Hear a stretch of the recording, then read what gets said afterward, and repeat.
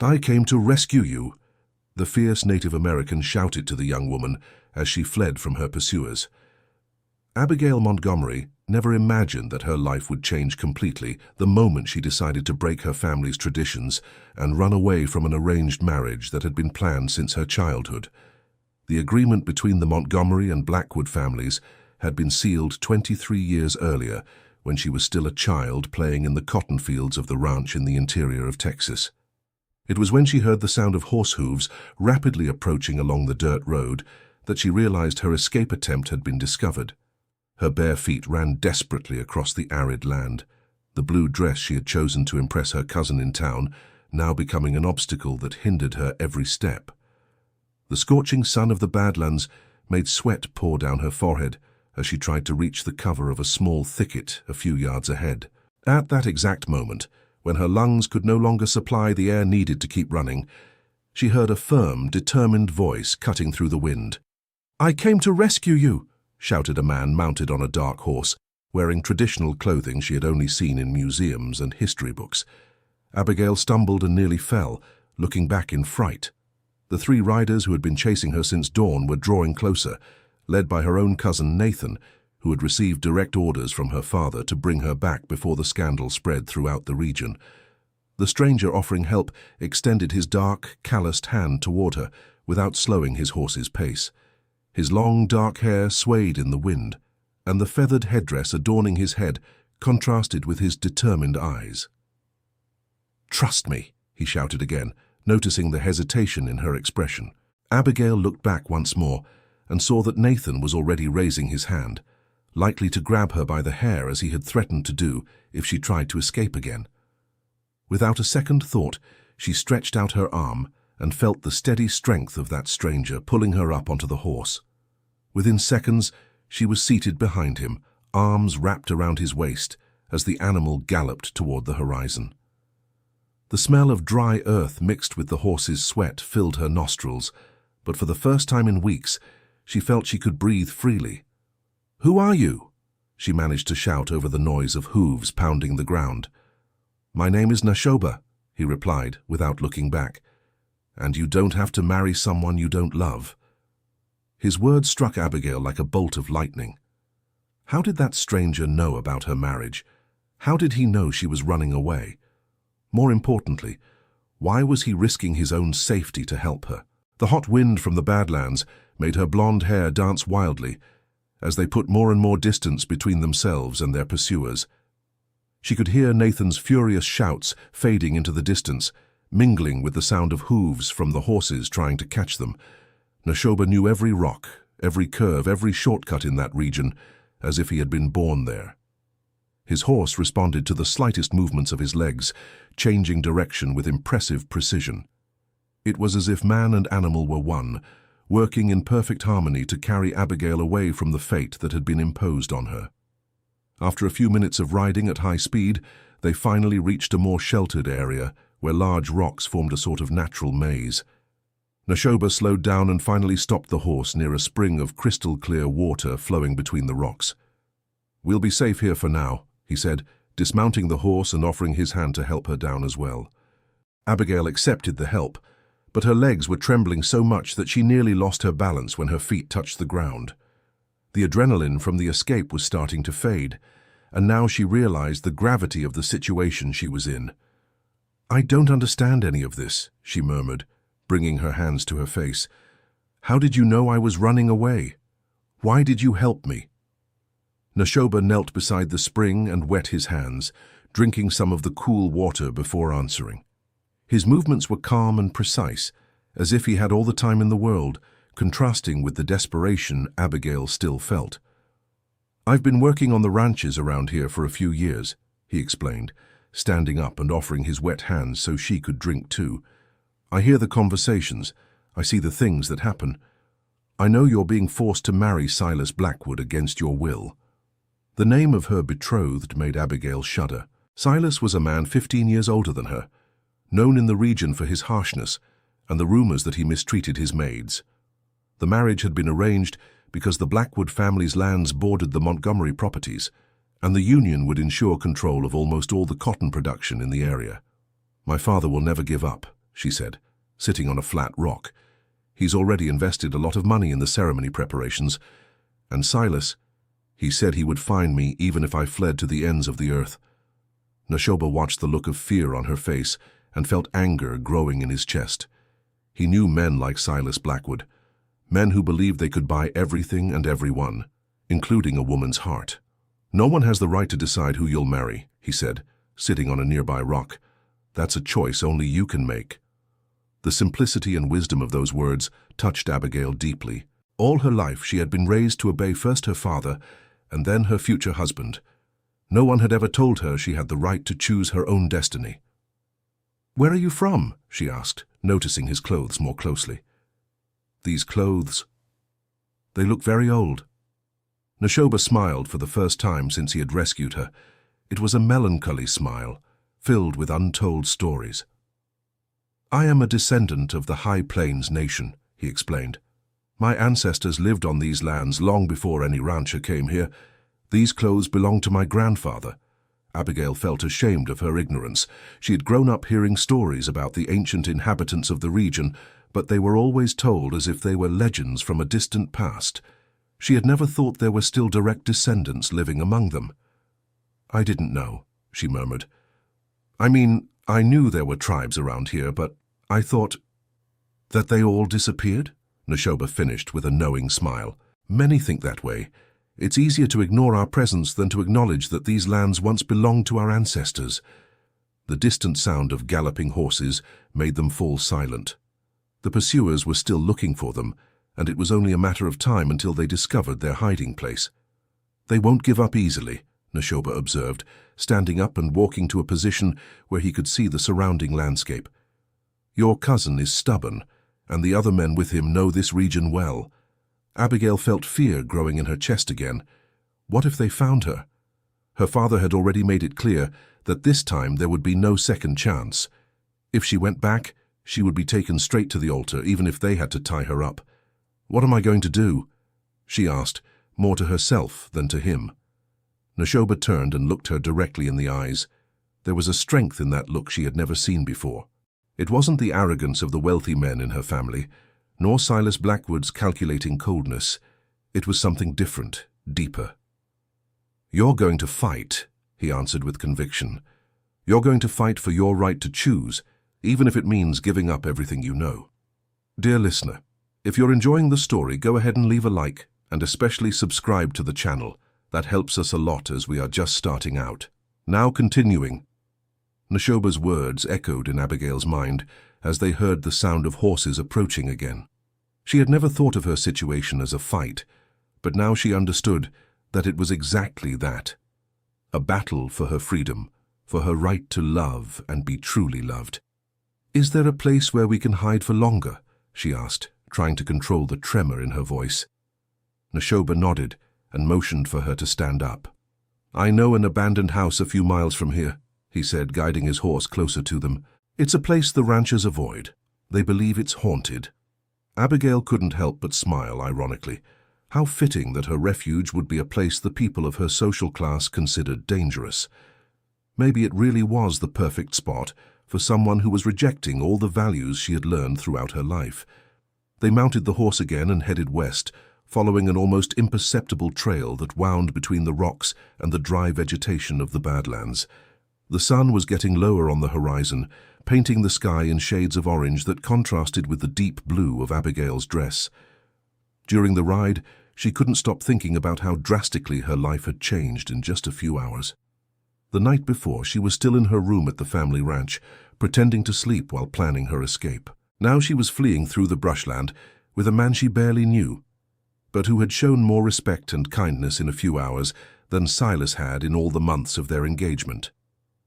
The abandoned house Nashoba had mentioned appeared before them like a mirage. It was an old building made of adobe and wood, with walls worn by time and windows without glass. The vegetation had grown around it, creating a natural camouflage that made it almost invisible to anyone who didn't know exactly where to look.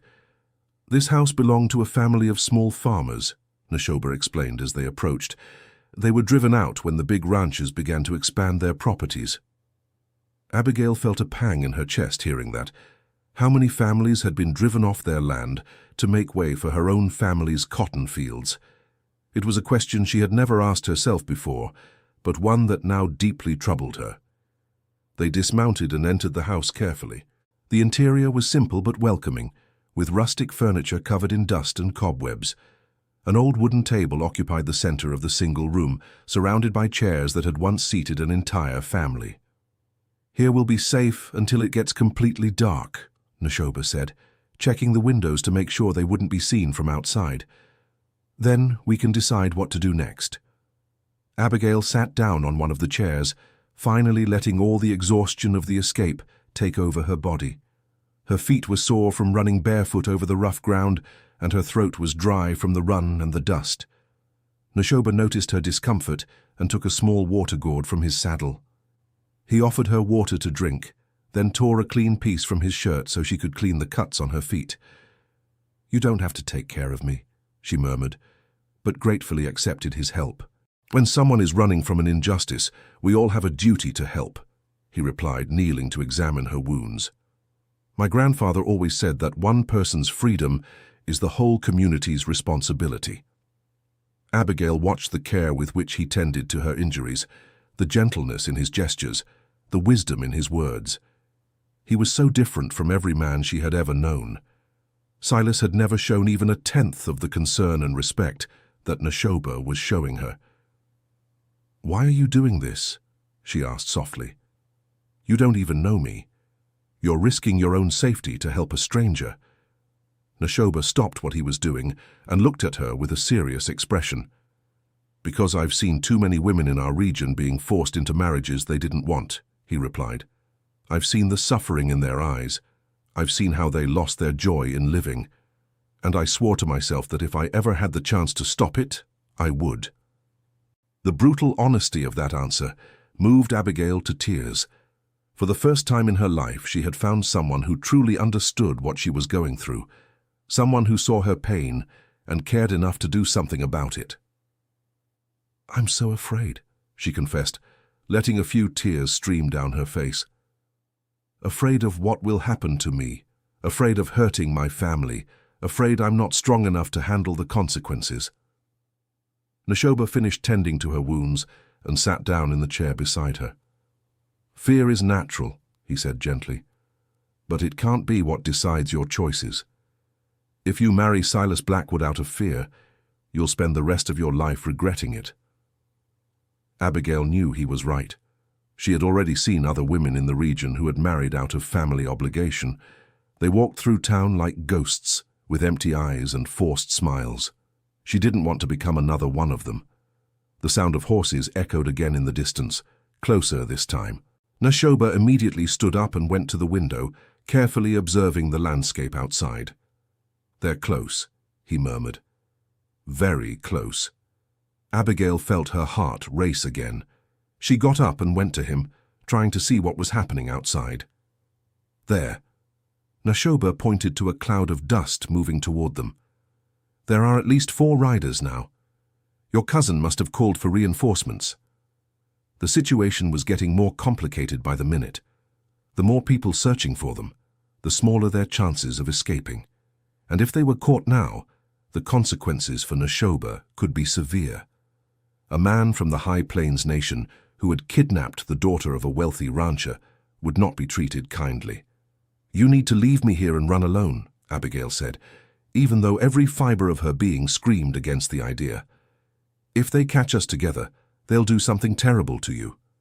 Neshoba turned to her with a determined expression.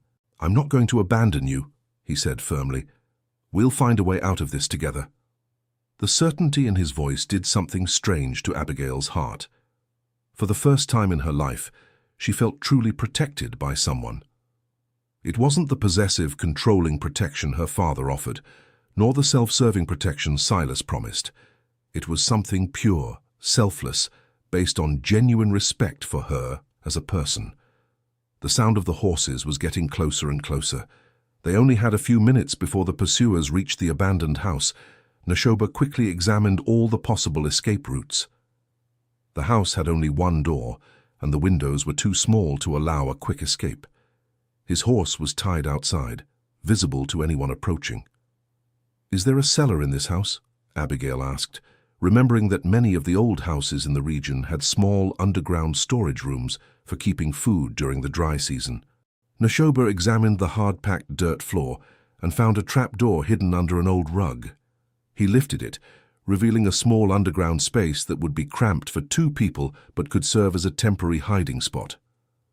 "It's our only chance," he said, helping Abigail climb down first. The cellar was dark and stuffy, smelling of damp earth and roots.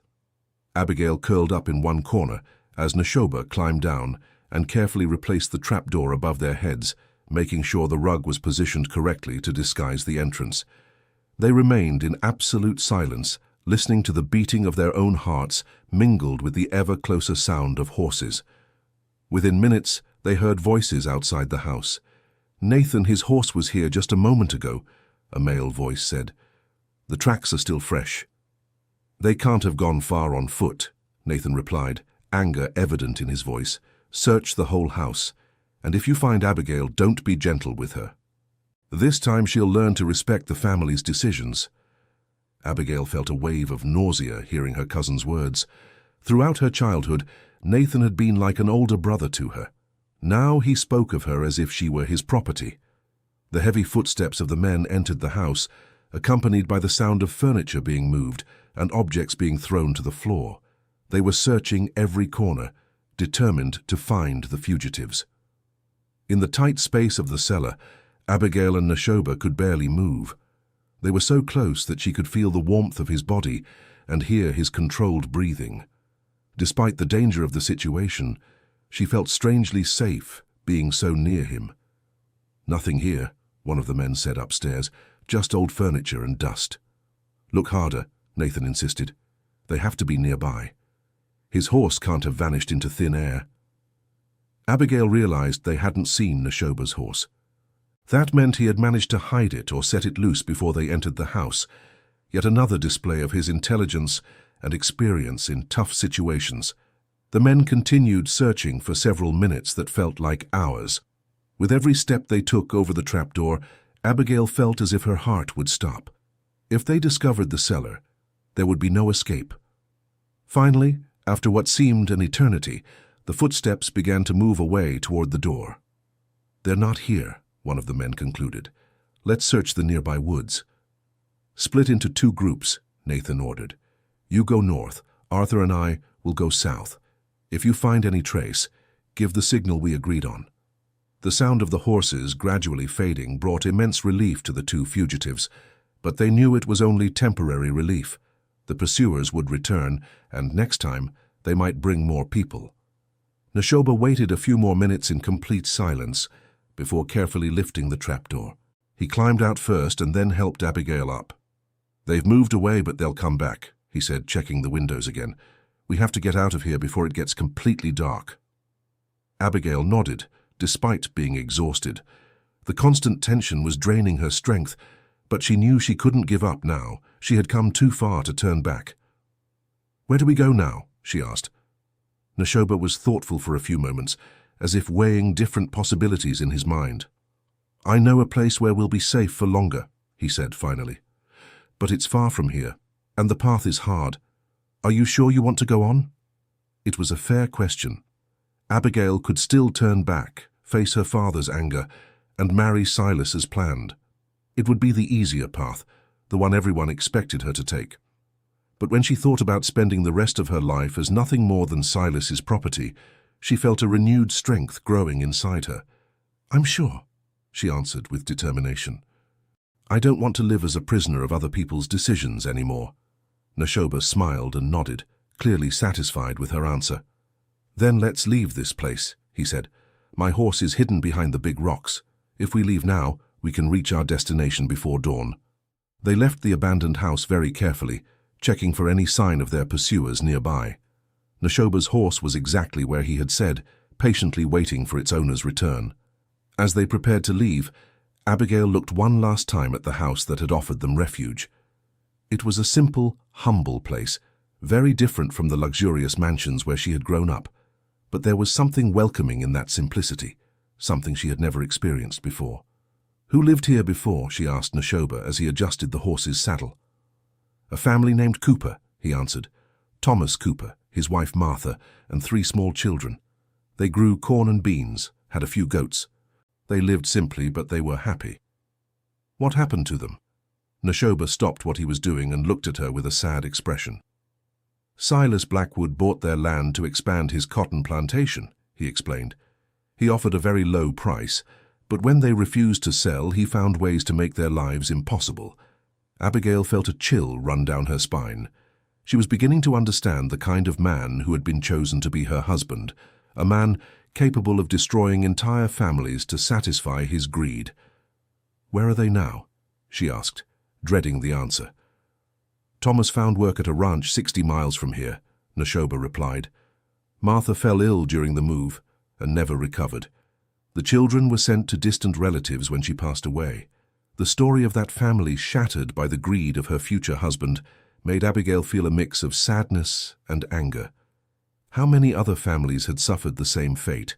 How many other lives had been destroyed by the powerful men in their region? "I never knew any of this," she murmured. "My parents never told me about the families that were driven out."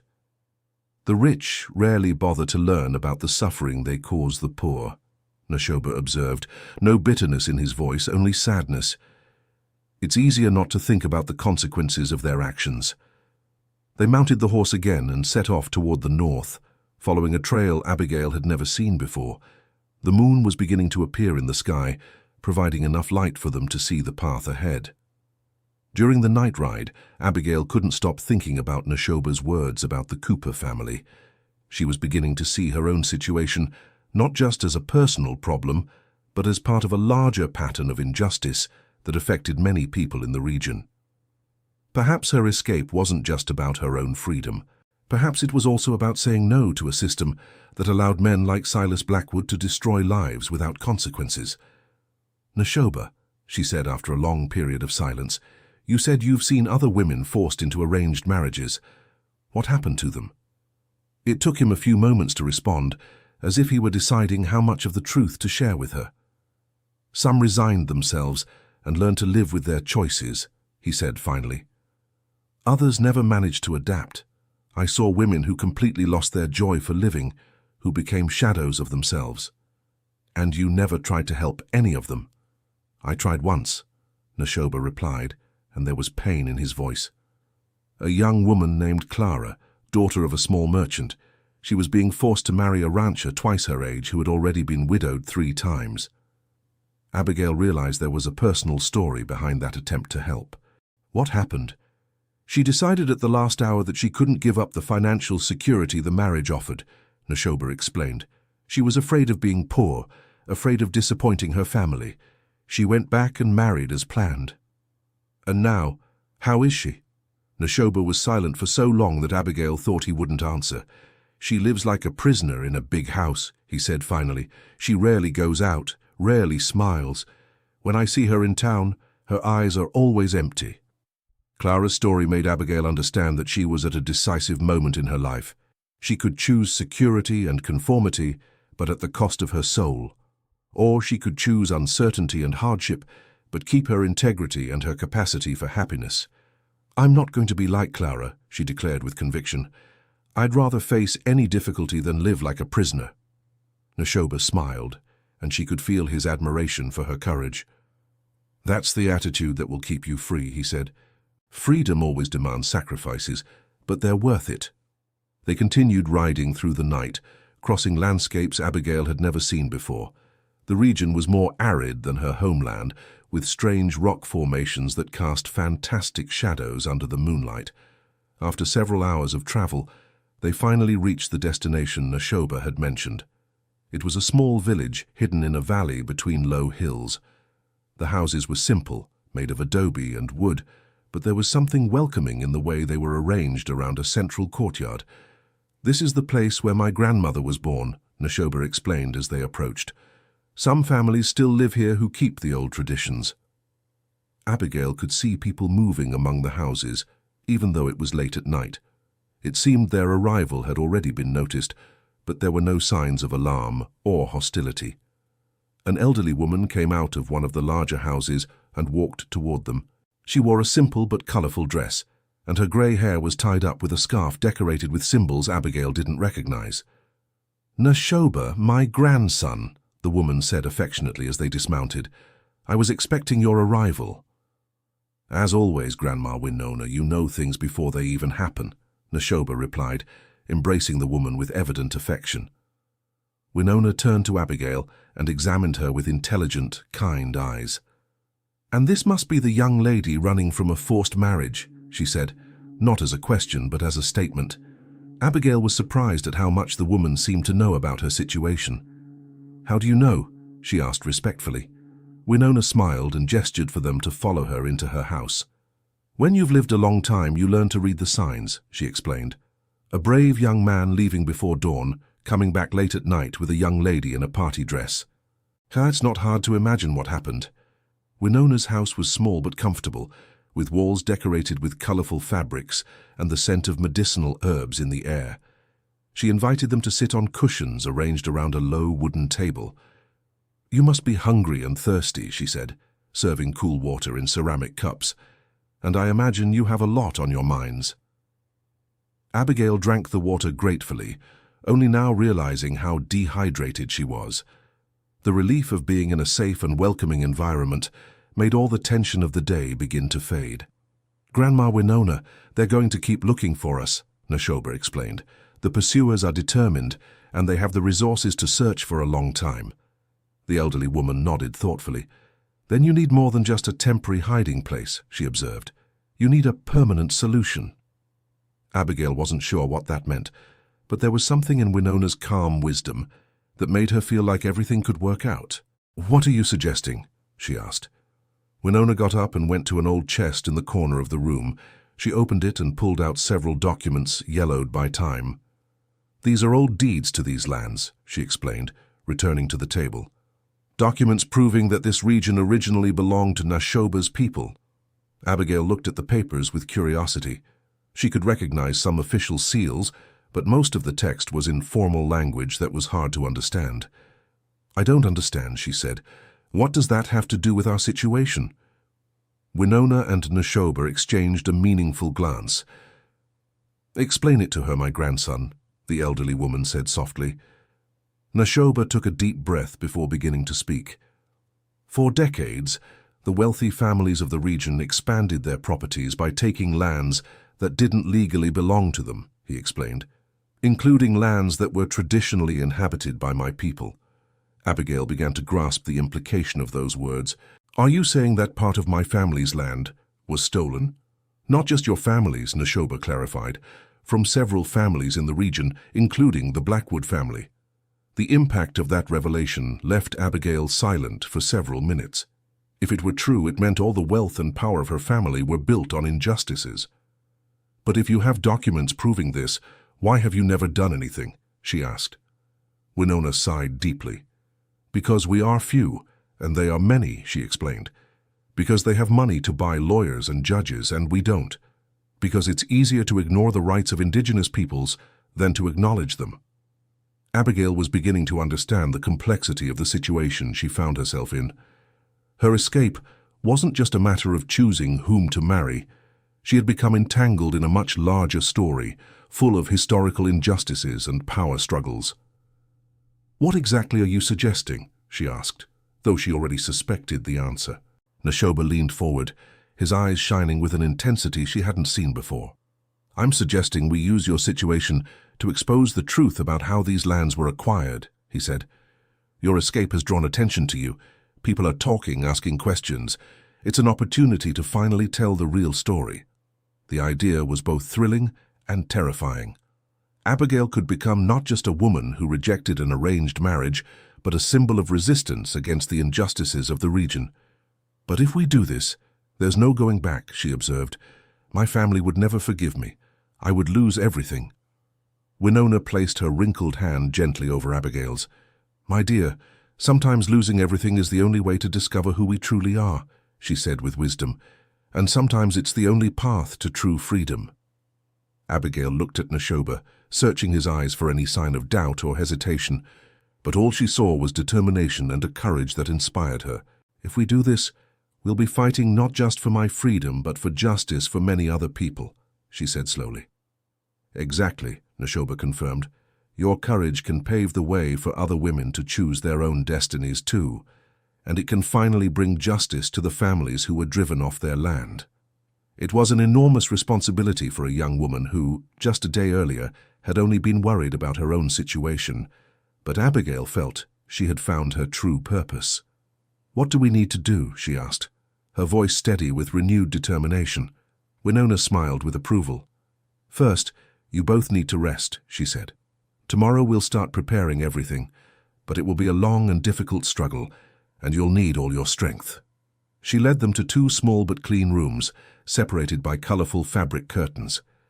Abigail lay down on a simple yet comfortable bed, her mind racing with everything she had discovered.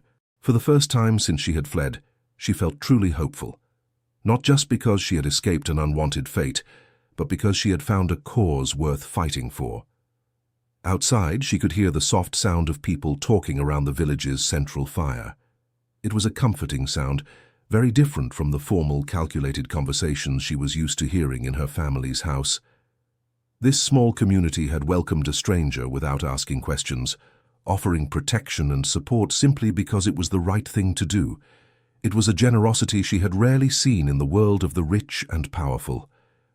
When she finally managed to fall asleep, Abigail dreamed of a different future, a future where she would have the right to make her own choices, where families wouldn't be driven off their land by greed, where women like Clara would have the courage to seek true happiness. They were bold dreams for a young woman who had grown up in a world where women were raised to obey, and the poor were ignored. But for the first time in her life, those dreams seemed possible. Dear listener, if you're enjoying the story, feel free to leave a like and especially subscribe to the channel. It helps us a lot who are just starting out. Now, continuing. Dawn brought new challenges and revelations that completely changed the course of events. Abigail was awakened by the sound of agitated conversations outside Winona's house. When she got up and peeked through the window, she saw several village men gathered in a circle, gesturing and speaking in low but urgent voices. Neshoba appeared at her door already fully dressed, with a worried expression on his face. "We have a problem," he said simply. Abigail dressed quickly and followed him to the central courtyard where the meeting was taking place. Winona was at the center of the group, holding a letter in her hands. "What happened?" Abigail asked as she approached. One of the younger men of the village, who introduced himself as Bodhi, explained the situation. "A messenger arrived an hour ago," he said. "He brought this letter from your father, addressed to anyone who might be hiding you." Winona handed the letter to Abigail to read. Her father's words were harsh and direct. Anyone found helping his daughter would be prosecuted for kidnapping and would face legal consequences. Furthermore, he was offering a significant reward for anyone who brought information about her whereabouts. "He's making it official," Abigail murmured, feeling the weight of responsibility on her shoulders. "Now anyone who helps me will be risking much more than before." The village men exchanged glances, and Abigail noticed that some of them were hesitating. It was one thing to help a young woman in distress, but quite another to face legal and financial consequences. "I understand if you want me to leave," she said, trying to keep dignity in her voice. "I don't want to bring trouble to people who have been so kind to me."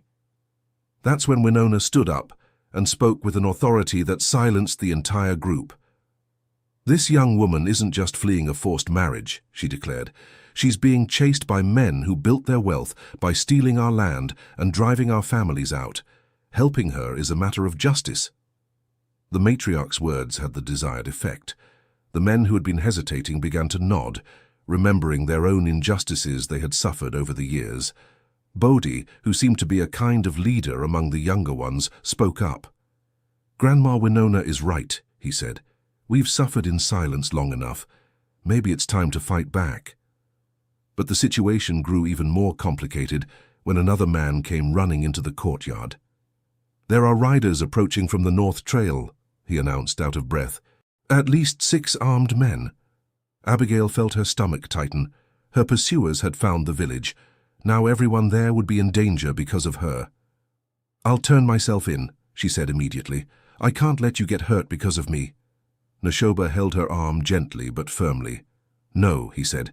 "If you turn yourself in now, everything we found out last night won't mean a thing. And they'll take revenge on the people here anyway." Winona came closer and placed her hand on Abigail's shoulder. "My daughter, sometimes running away isn't the answer," she said wisely.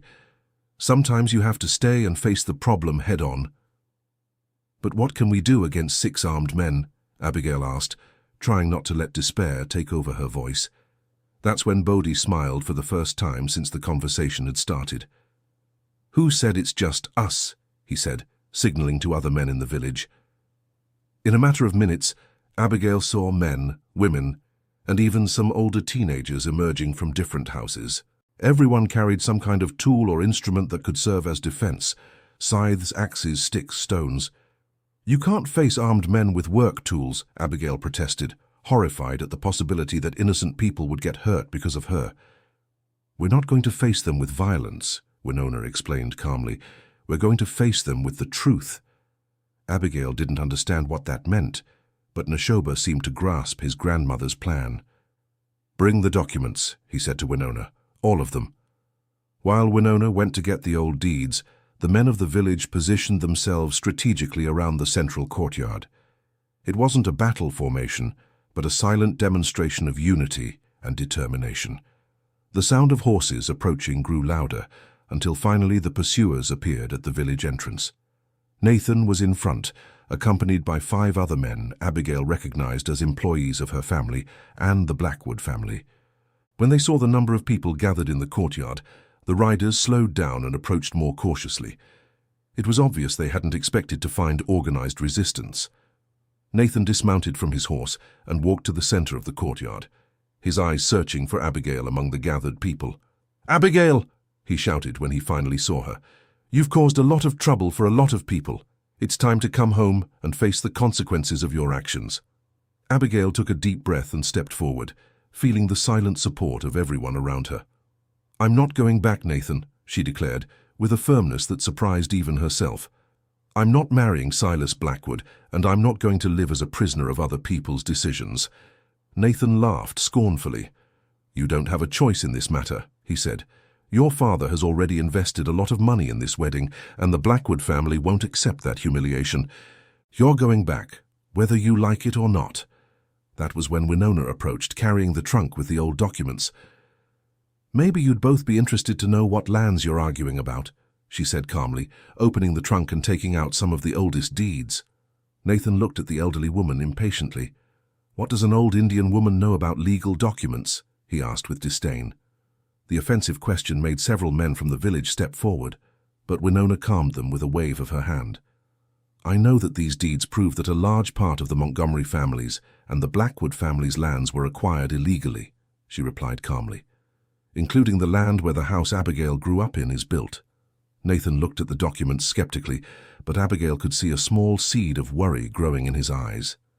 "Fake deeds don't impress anyone," he said, trying to keep confidence in his voice. That was when Neshoba joined the group, carrying some more recent documents. "These aren't fake," he said, holding out the papers for Nathan to examine. "They're certified copies of documents that are registered at the Abilene Registry Office. Any lawyer can verify their authenticity." Nathan took the documents and began reading them, his expression gradually changing as he understood the implications of what he was seeing. "This doesn't change anything," he said finally, but his voice had lost much of its earlier conviction. "Even if there are old irregularities, they can be resolved in court. Abigail still has to fulfill her family's commitments." That was when Abigail had an inspiration. She remembered the stories Neshoba had told about the Cooper family and other families that had been driven off their lands. "Nathan," she said, getting her cousin's attention, "did you know that the house Silas wants me to live in was built on the ruins of a home belonging to a family he drove out?" Nathan seemed surprised by the question. "What does that have to do with anything?" "It has to do with the kind of man you all want me to accept as a husband," Abigail answered. "A man who destroys entire families to satisfy his greed. A man who sees people only as obstacles to his plans." She could see that her words were having an impact not only on Nathan, but also on the other men with him. Some of them were beginning to look uncomfortable with the situation. Winona seized the moment to present more evidence. In these documents are listed the names of 17 families that were driven off their lands by the current owners of the big ranches, she said, holding a handwritten list. Families with small children, sick elderly, people who had lived on these lands for generations. One of the men accompanying Nathan, an older gentleman named Arthur, suddenly spoke up. "Wait a moment," he said, stepping closer to look at the list. "Here is the name of the Cooper family. I knew Thomas Cooper. We worked together for years." Arthur looked at Nathan with a confused expression. "Nathan, Thomas didn't sell his land to Silas. He told me he was forced to leave because Silas made it impossible for him to keep living there." Arthur's revelation created a moment of tension among the pursuers. It was one thing to chase a fugitive woman, but something entirely different to discover they were defending injustices against people they knew personally. Nathan realized he was losing control of the situation. "These are all old stories," he said, trying to reclaim his authority. "They have nothing to do with Abigail's wedding. We came here to take her back, and that's what we're going to do." But when he moved toward Abigail, the entire community stepped forward at once. It wasn't a violent threat, but a clear demonstration that she was under the protection of everyone there. "You're interfering in family matters," Nathan said, his voice starting to show signs of nervousness. "We're protecting someone who is being unjustly pursued," Bodhi replied calmly, "and we're defending our own lands against people who stole them." The situation was becoming increasingly tense, and Abigail realized she needed to take action before things got out of hand. "Nathan," she said, approaching him with her hands raised in a sign of peace, "I have a proposal for you." Her cousin looked at her with suspicion, but made no move to stop her from speaking. "Go back to my father and tell him I agree to meet with him to talk," she continued. "But not at his ranch and not with Silas present. I want it to be in a neutral place, with impartial witnesses." "What kind of witnesses?" Nathan asked, clearly suspecting a trap. That was when Winona approached again. "I propose the meeting take place at the church in town," she suggested, "with Father Thomas as mediator, and with representatives from different families in the region present." The idea was smart. The church was considered neutral territory by everyone, and the father was respected by both wealthy families and simpler communities. "And what do you hope to accomplish with this meeting?" Nathan asked Abigail. "I want to explain my position publicly," she replied. "I want everyone to understand why I'm rejecting this marriage, and I want my father to hear about the irregularities in the acquisition of our lands." Nathan was thoughtful for a few moments.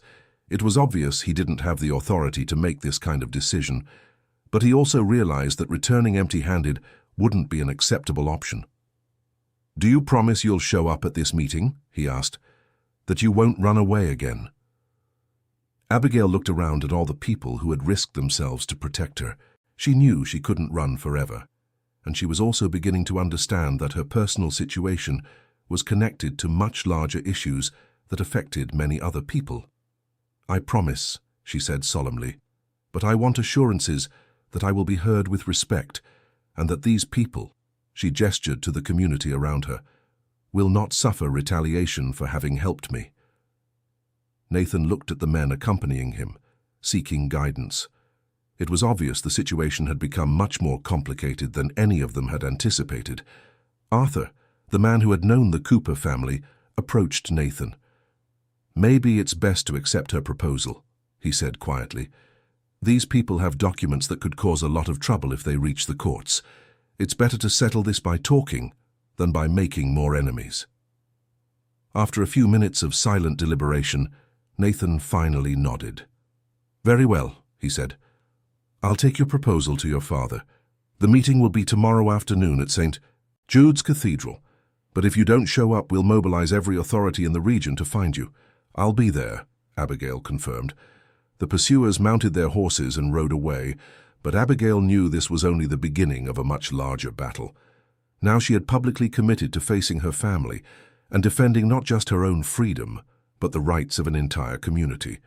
When the horses disappeared into the distance, all the tension of the moment dissipated, but it was quickly replaced by a new kind of anxiety. In less than 24 hours, Abigail would have to face her father, likely Silas, and a room full of influential people from the region. Winona approached and placed her hand on her shoulder. "You did the right thing," she said gently, "but now comes the hardest part." "What do you mean?" "Convincing a room full of powerful people to question a system that has benefited them for decades," Winona explained. "It won't be easy." Neshoba joined the conversation. "That's why we're going to prepare very well," he said. "We'll organize all the documents, prepare witnesses, create a presentation that no one can ignore or deny." The rest of the day was dedicated to intensive preparation. Winona gathered all the historical documents she had saved over the years. Neshoba organized testimonies from people who had been affected by the illegal expansion of the large ranches. Bodhi coordinated a group of young men to ensure there would be support present at the church during the meeting. Abigail spent hours studying the documents, memorizing names, dates, and details that could be crucial during the confrontation with her family. It was an impressive amount of information, and every new document she read revealed more layers of injustice and corruption. As the day progressed, she felt increasingly determined, but also increasingly aware of the magnitude of the responsibility she had taken on. It was no longer just about her own happiness. She was becoming the voice of people who had been silenced for decades. "Are you sure you want to do this?" Neshoba asked during a break in the preparation. "Once we start, there's no turning back." Abigail looked around Winona's small house, seeing people working together to organize evidence and plan strategies. They were simple people who worked hard just to survive, but who were willing to take risks for justice. "I'm sure," she replied.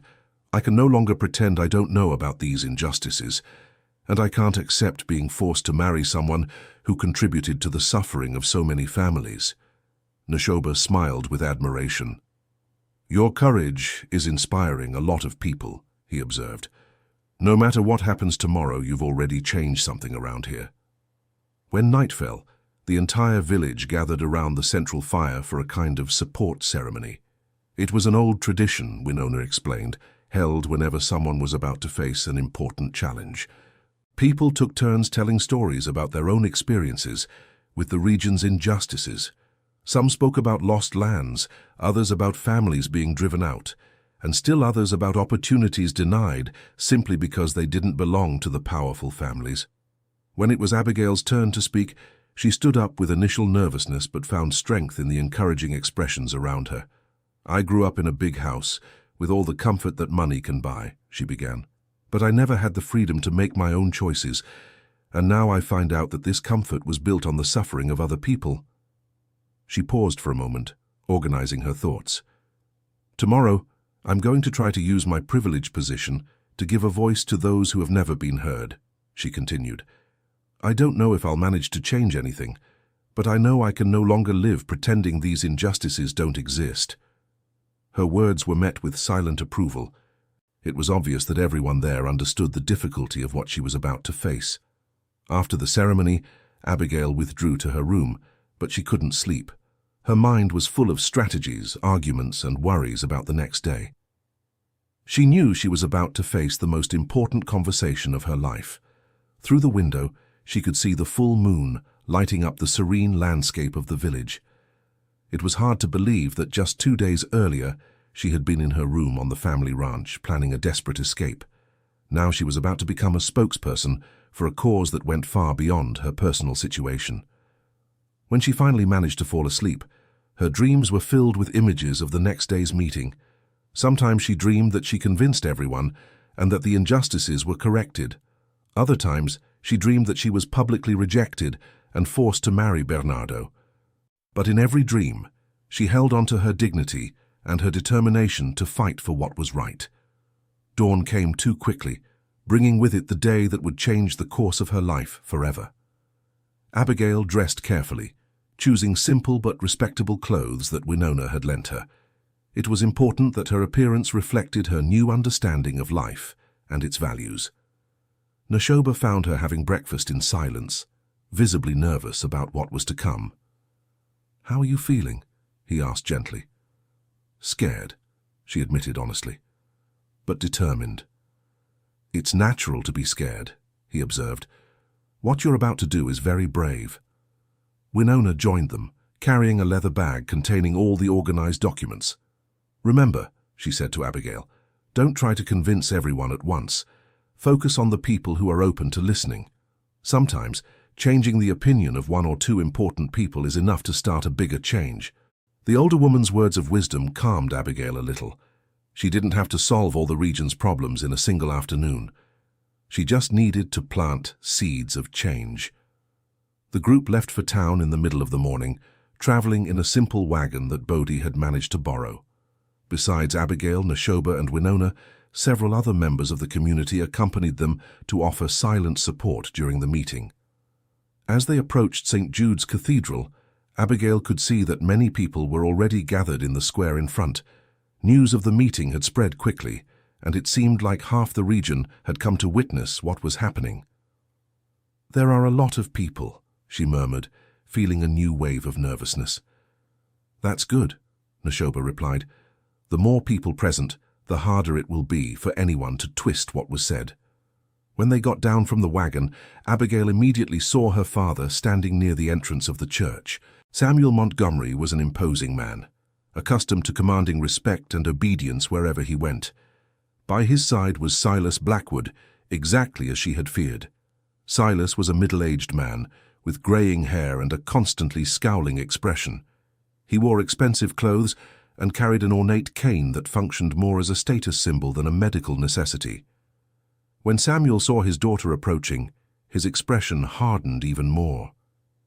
"Abigail," he said coldly when she was close enough to hear him, "I hope you're prepared to apologize publicly for the scandal you've caused." "Father," she replied calmly, despite her nerves, "I am prepared to explain my actions and my reasons." Silas stepped forward, clearly irritated. "Your reasons don't matter to anyone," he said rudely. "You are my promised bride, and you will fulfill that commitment regardless of your childish fantasies."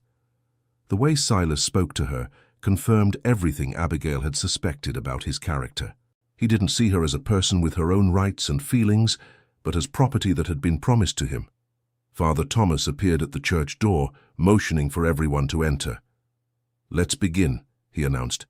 "I ask that everyone maintain decorum and respect the sacred space where we are gathered." The church was full. The wealthy families of the region occupied the front pews, while the workers and small farmers settled in the back. The social divide of the region was clearly visible in the arrangement of seats. Abigail took her place in a special chair that had been placed in front of the altar, where everyone could see her clearly. Beside her, Neshoba and Winona sat with the bag of documents. On the other side, her father and Silas occupied equivalent seats. Father Thomas began the meeting with a prayer asking for wisdom and understanding for all present. Then he briefly explained the purpose of the gathering. "We are here to hear different perspectives on a situation that has caused tension in our community," he said. "I ask that each person be allowed to speak without interruptions, and that everyone listen with open hearts." Samuel was invited to speak first, as was expected due to his position in the community. "Reverend and friends," he began, using the formal tone that was customary in his public appearances, "we are here today because of the irresponsible behavior of my daughter, who abandoned her family obligations and caused great embarrassment to two respectable families in our region." He gestured toward Silas. "Mr. Blackwood invested considerable time and resources in preparations for a wedding that was agreed upon in good faith between our families. Abigail's refusal to honor this agreement not only breaks her word, but also harms important business relationships for the entire region." Samuel paused and looked directly at his daughter. "I hope she uses this opportunity to apologize publicly and confirm her intention to fulfill her family duties." When he finished speaking, the priest turned to Abigail. "Now we will hear Abigail's perspective," he announced. Abigail stood up, feeling the weight of every gaze in the church. Her hands trembled slightly, but her voice came out firm and clear. "Reverend Father, ladies and gentlemen," she began, "it is true that I rejected the marriage that was arranged between my family and the Blackwood family, but it was not a decision made out of whim or irresponsibility." She took a deep breath before continuing. "During the months of preparation for this wedding, I discovered aspects of my promised groom's character that make me believe our union would be harmful, not only to me, but to our community as a whole. A murmur rippled through the church. Abigail was clearly accusing Silas of some inappropriate behavior, which was a very serious accusation in a conservative community. Silas immediately stood up. "That's slander," he shouted. "I will not allow this spoiled girl to destroy my reputation with lies." The priest raised his hand, calling for order. "Mr. Blackwood, please allow her to finish speaking," he said calmly. "Everyone will have a chance to respond." Abigail continued, knowing she had only one chance to present her arguments. "I discovered that my promised groom has a habit of driving families off their land through coercive methods," she said, gesturing for Winona to bring the documents. "I have here evidence of at least 17 families who were forced to leave their properties to make room for the expansion of his ranch." The accusation caused an immediate impact in the church. Driving families off their land was considered a dishonorable practice, even in the most conservative circles. Winona stood up and began presenting the documents, showing the original deeds and comparing them with the current property records. "Here is the documentation proving that the lands currently registered in Silas Blackwood's name originally belonged to these families," she explained, her voice carrying decades of wisdom and moral authority. Several people in the church stood up to get a better look at the documents. Among them were some of the very neighbors and acquaintances of the families who had been affected. Arthur, the man who had accompanied Nathan the day before, rose from the audience. "Reverend," he said, "excuse me, but I can testify about at least one of the cases mentioned. I personally knew Thomas Cooper and his family. They did not sell their land voluntarily." Arthur's testimony was crucial because he was known as an honest and hard-working man with no reason to lie about the situation. Silas was visibly irritated and nervous. "These are legitimate business transactions," he protested. "I have documents proving that all the lands were legally acquired." That was when Nashoba stood up and presented the notarized copies of the registry records. "Mr. Blackwood," he said respectfully, "these documents show significant discrepancies between the original deeds and the current records. Some of the signatures on the sale contracts appear to have been forged." The accusation of document forgery created a tense silence in the church. It was an accusation that could have serious criminal consequences. Father Thomas realized the situation was becoming much more complex than a simple argument over an arranged marriage. "I believe these serious accusations should be investigated by the proper authorities," he said diplomatically. "But we are here today to discuss the specific situation of the proposed marriage." Abigail seized the opportunity to return to the main focus. "Reverend," she said, "this evidence demonstrates the kind of man my family wants me to accept as a husband.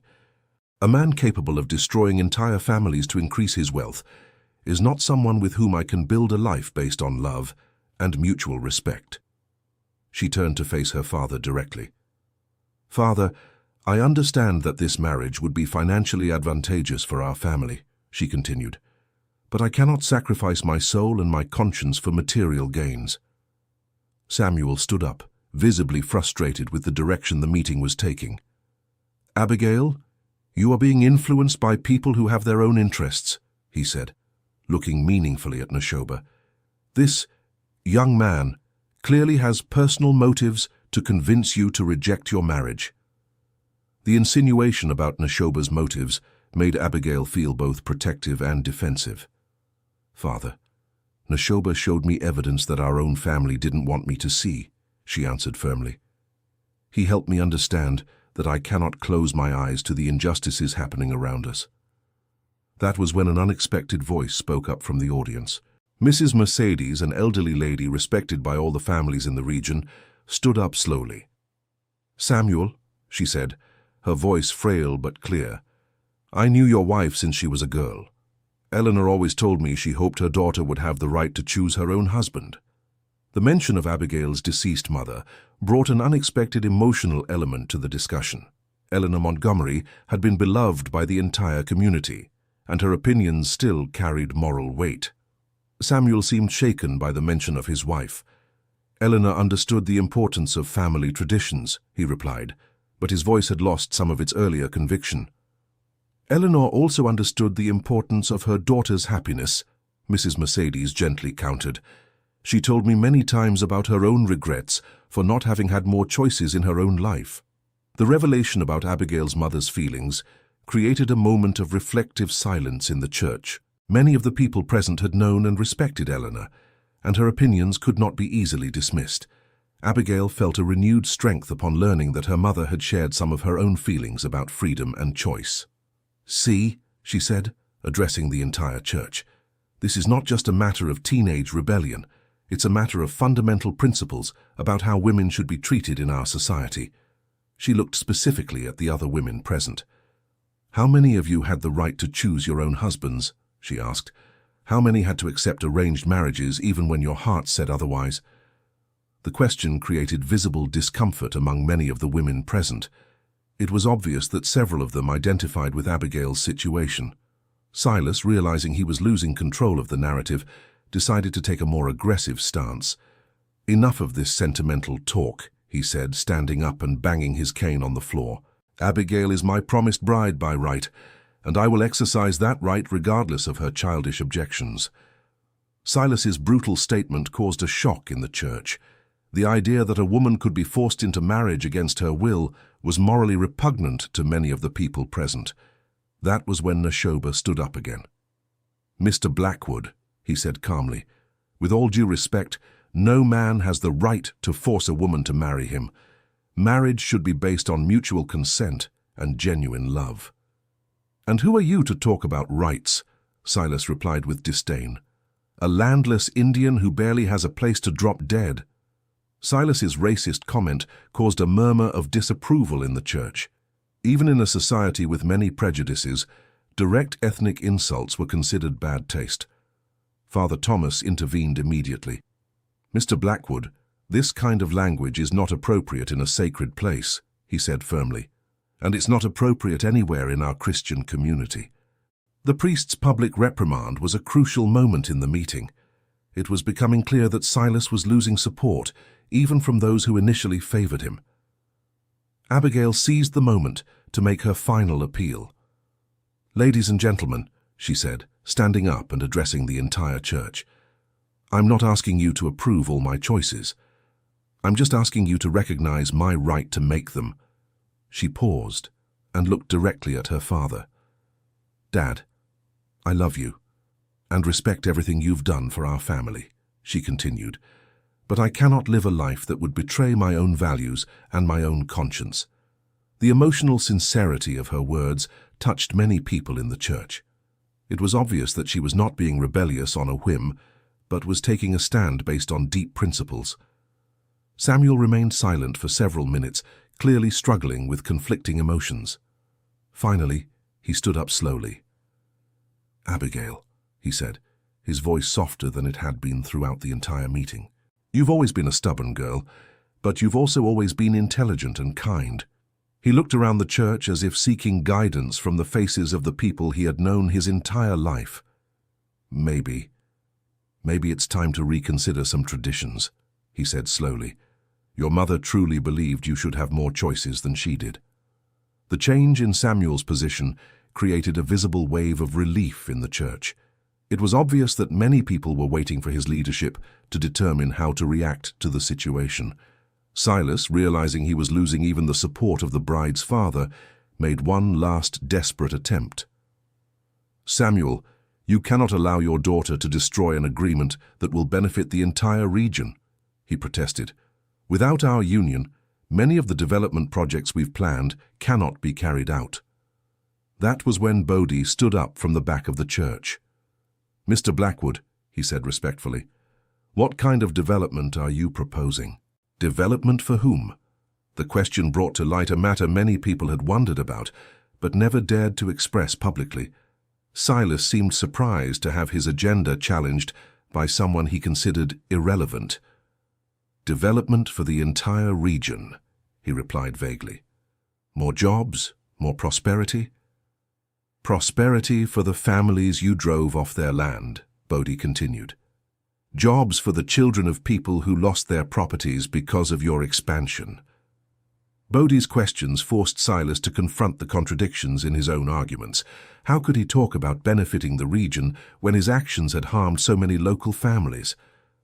Father Thomas realized it was time to end the meeting before tension escalated further. "I believe we've heard enough different perspectives for today," he announced. "This is clearly a complex situation that requires careful reflection from all involved parties." He addressed Samuel and Abigail specifically. "I suggest that father and daughter have a private conversation to discuss how they might find a solution that respects both family traditions and Abigail's personal feelings," he said diplomatically. When the meeting ended and people began to leave the church, Abigail felt both exhausted and energized. She had managed to present her case publicly and had gained at least some support from key community members. Neshoba approached her as her father talked with a few other ranchers outside the church. "You were very brave," he said gently, "and very eloquent." "It's not over yet," she replied, watching her father through the window. "Now comes the hardest part, convincing him in private." Winona joined them, looking pleased with the meeting's outcome. "You planted important seeds today," she observed. "Many people left here thinking differently about arranged marriages and women's rights." Samuel finally re-entered the church, approaching Abigail with a thoughtful expression. "Daughter," he said, "we need to talk, just the two of us." Abigail nodded, knowing the moment had inevitably arrived. "Where do you want to talk?" "At the parish house," Samuel replied. The priest offered the space for our private conversation. They headed to the small house beside the church, where Father Thomas welcomed them and led them into a simple but comfortable room. "Take all the time you need," he said gently. "I'll be in the church if you need anything."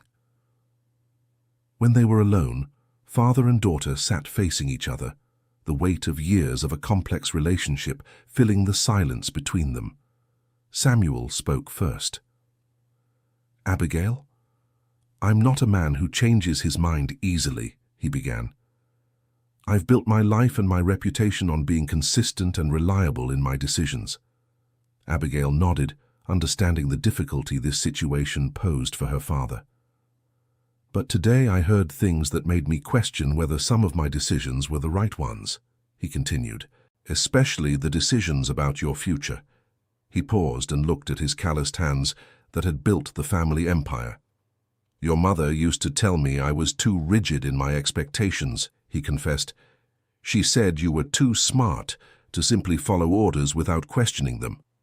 The mention of her mother brought tears to Abigail's eyes. "Eleanor always believed you should have more choices than she did," Samuel continued.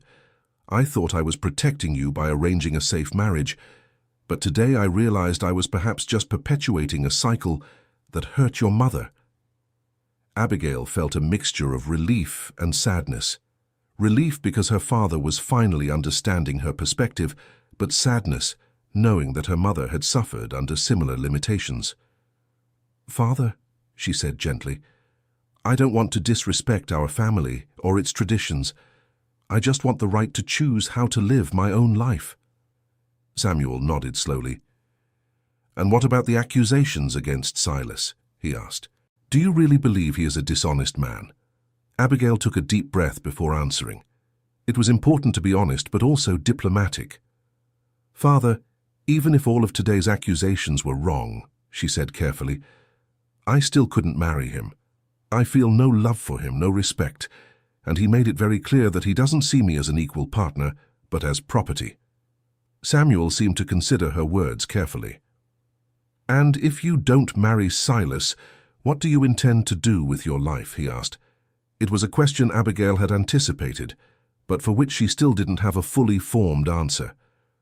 "I want to use the education you gave me to help our community," she said.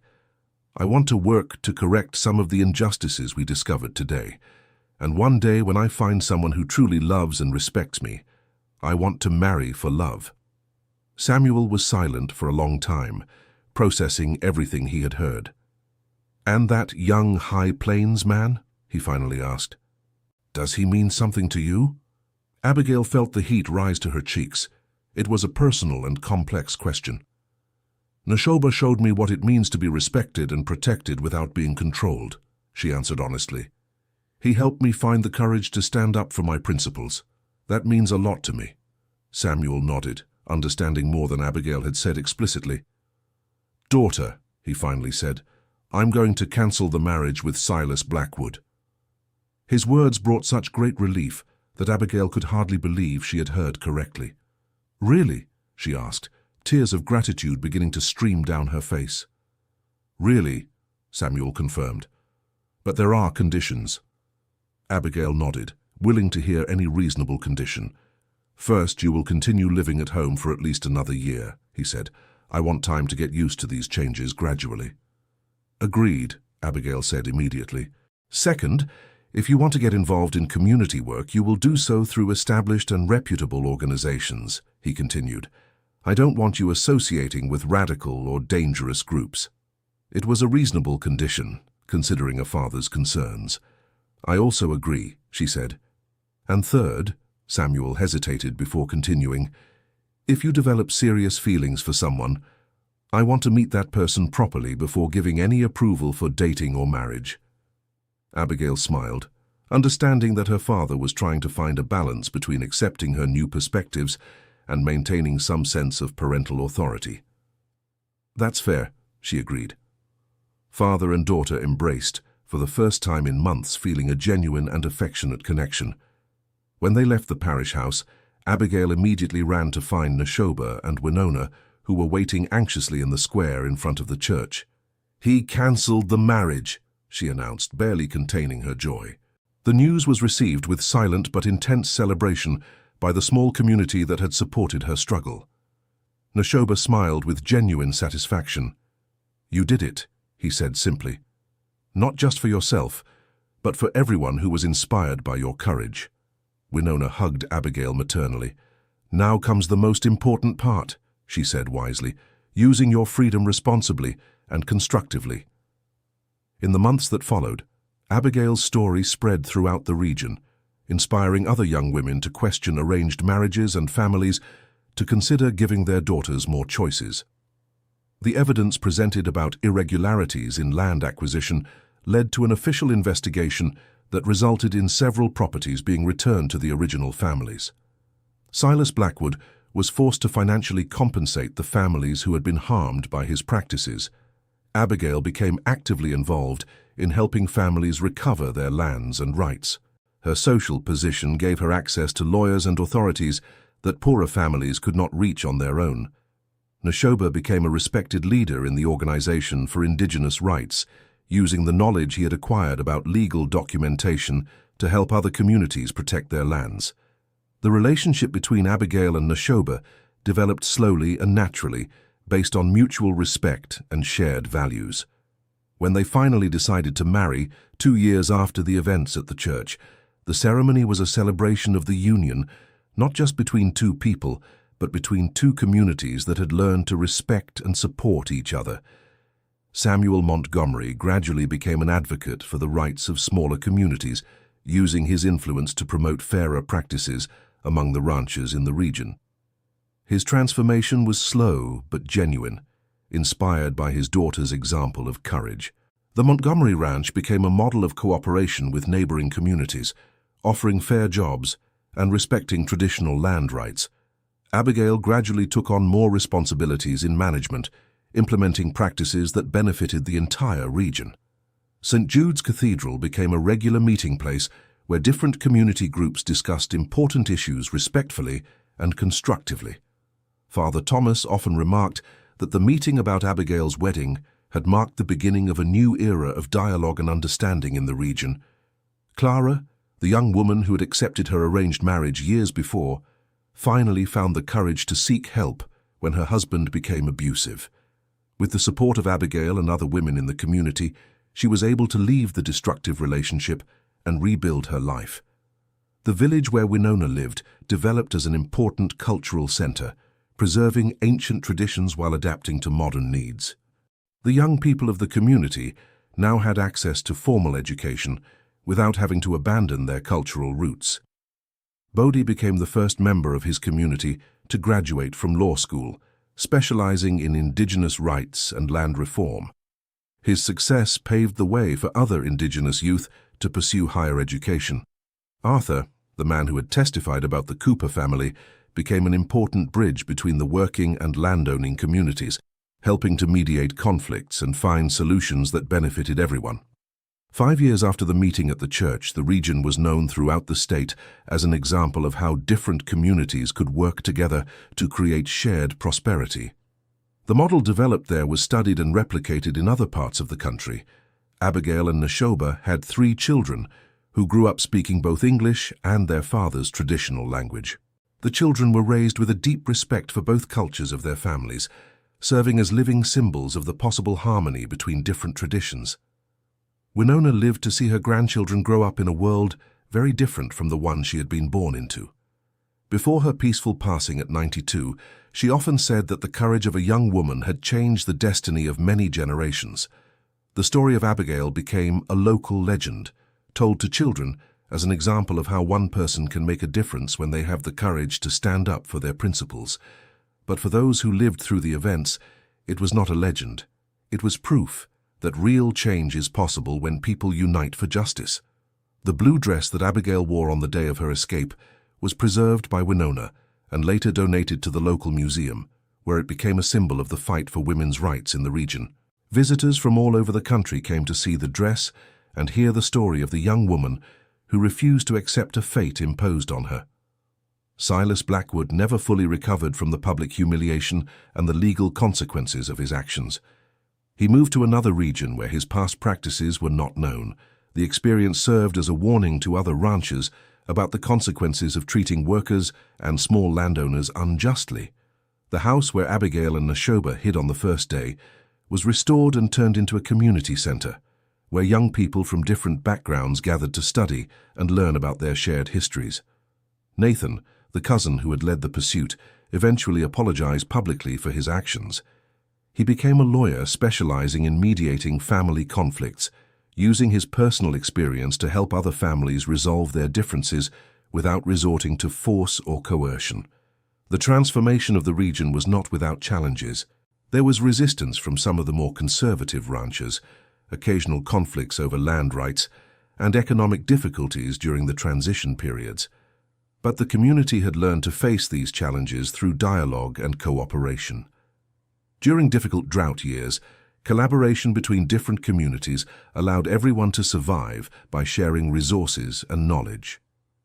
Traditional water conservation techniques, combined with modern farming methods, created a resilient system that sustained the region through crises. Education became a priority for all families, regardless of their socio-economic background. A community fund was established to ensure that talented young people could attend universities, with the commitment to return and contribute to the region's development. Women throughout the region gained more voice in family and community decisions. Abigail's example had shown that women had valuable contributions to make beyond their traditional roles as wives and mothers. Agricultural practices became more sustainable, with greater emphasis on environmental preservation and biodiversity. The region developed a reputation for producing high-quality food using ecologically responsible methods. Cultural tourism flourished, bringing visitors interested in learning about the region's unique history and how different communities had learned to work together. This new source of income especially benefited the smaller communities. 10 years after the events that changed everything, Abigail was pregnant with her 4th child when she received an unexpected letter. It was from a young woman in another state who had heard her story and was facing a similar situation with a forced marriage. The letter asked for advice and support and marked the beginning of a national network of women, helping each other resist arranged marriages and other forms of family oppression. Abigail Montgomery established a foundation dedicated to supporting young people facing situations similar to her own. The foundation offered temporary shelter, legal counseling, and emotional support for women who chose to defy family expectations. Nashoba became a recognized writer, documenting the oral histories of his people and helping to preserve important cultural traditions. His books were used in schools across the country to teach about indigenous history and culture. The joint work of Abigail and Nashoba in cultural preservation and social justice earned them national recognition. They used this platform to draw attention to similar issues in other regions of the country. Their children grew up with a deep understanding of both their privileges and their responsibilities. From a young age, they were taught the importance of using their advantages to help others and fight against injustices. The small village where Winona had lived became a center for cultural studies, attracting researchers and students interested in learning about indigenous traditions and models of harmonious coexistence between different groups. The traditional agricultural techniques preserved by Nashoba's community were combined with modern sustainable methods, creating a model of farming that was both productive and environmentally responsible. The region developed a unique educational system that incorporated both traditional academic knowledge and indigenous cultural wisdom, preparing students for success both in the modern world and in their home communities. 15 years later, when Abigail looked at her children playing in the yard of the house she and Nashoba had built together, she often reflected on how a desperate decision to flee an unwanted marriage had transformed into a life of purpose and fulfillment. The house was built in a style that combined traditional Texas architectural elements with indigenous influences, symbolizing the harmony between different cultures that had become possible in the region. The garden around the house was cultivated using sustainable techniques that Nashoba had learned from his ancestors, creating an oasis of biodiversity that served as an example for others in the community. Neighbors from different backgrounds visited regularly, and the children grew up trilingual, speaking English, their father's indigenous language, and Spanish, preparing them for an increasingly connected world. Family evenings often included stories told by Nashoba about his ancestors, and by Abigail about the importance of civic courage and social justice. It was an education that combined tradition and innovation. The house library contained a unique collection of books on regional history, human rights, indigenous cultures, and sustainable development. Students and researchers often asked to consult the collection. Abigail kept a diary where she recorded the stories of the women the foundation had helped over the years. Each entry was proof that individual change could inspire much greater transformations. The region's annual festivals celebrated cultural diversity and cooperation between communities. These events attracted visitors from across the country and became symbols of the possibility of unity in diversity. During one of these celebrations, 20 years after her dramatic escape, Abigail was invited to give a speech to an audience that included young people from all over the region. "When I was younger than many of you," she said, looking at the attentive faces, "I thought my only choice was to accept the fate others had planned for me. It took me a while to discover that we always have choices, even when they are hard." The speech continued for almost an hour, during which Abigail shared not only her own story, but the stories of dozens of other people who had found the courage to transform their lives and their communities. "Freedom is not something we receive as a gift," she concluded. "It's something we build through our daily choices, our courage to stand up for what is right, and our willingness to support others in their own struggles." When the speech ended, the ovation lasted several minutes, but more important than the applause were the conversations that happened afterward. When young people approached to talk about their own situations and ask for advice, one young woman in particular caught Abigail's attention. She was about the same age Abigail had been when she ran away, and she was facing family pressure to accept a marriage she didn't want. "What do I do if my family disowns me for refusing?" the young woman asked with evident anxiety. Abigail remembered her own similar question years before and how Nashoba had responded with the wisdom she needed to hear. "Child," she said gently, "sometimes we lose a family to gain a life. Sometimes the price of authenticity is high, but the price of pretense is always much higher." The conversation lasted late into the night, with Abigail offering not just advice but concrete resources through the foundation to help the young woman navigate her difficult situation. When she finally returned home that night, Abigail found Nashoba waiting for her on the porch, as he always did when she worked late. "How did it go?" he asked, offering a cup of warm tea he had prepared. "It went like it always does," she replied, sitting down beside him and looking at the stars. "Hard, but necessary. Rewarding, but also tiring." They sat in comfortable silence for a few minutes, each lost in their own reflections on the extraordinary journey their lives had taken. "Do you ever regret anything?" Nashoba asked eventually. Abigail considered the question carefully. There were hard days, moments of doubt, periods when the work seemed overwhelming and the problems insurmountable. "I regret not finding the courage sooner," she said finally. "I think about how many people could have been helped if I had acted earlier." "But you acted when the time was right for you," Nashoba observed wisely, "and that inspired other people to act when the time was right for them.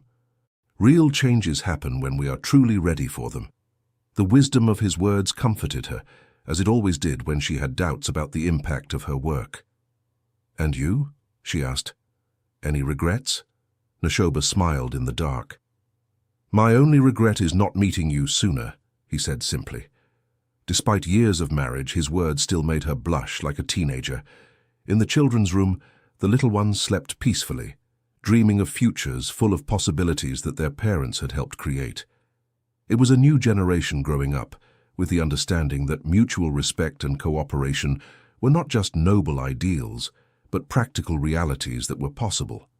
The oldest, Eleanor, named in honor of Abigail's mother, had inherited both her mother's determination and her father's wisdom. At 15, she was already showing interest in following her parents' footsteps in social justice work. The second child, Samuel, named in honor of the grandfather who had learned to change, showed exceptional talent for mediation and conflict resolution. Even as a child, he often helped settle disputes among his siblings and friends. The youngest twins, Sadie and Caleb, were still too small to fully show their personalities, but they already demonstrated the curiosity and compassion that characterized their family. The house was full of reminders of the family's adventures and achievements. Photos of trips to other regions where they had helped establish similar programs covered an entire wall of the living room.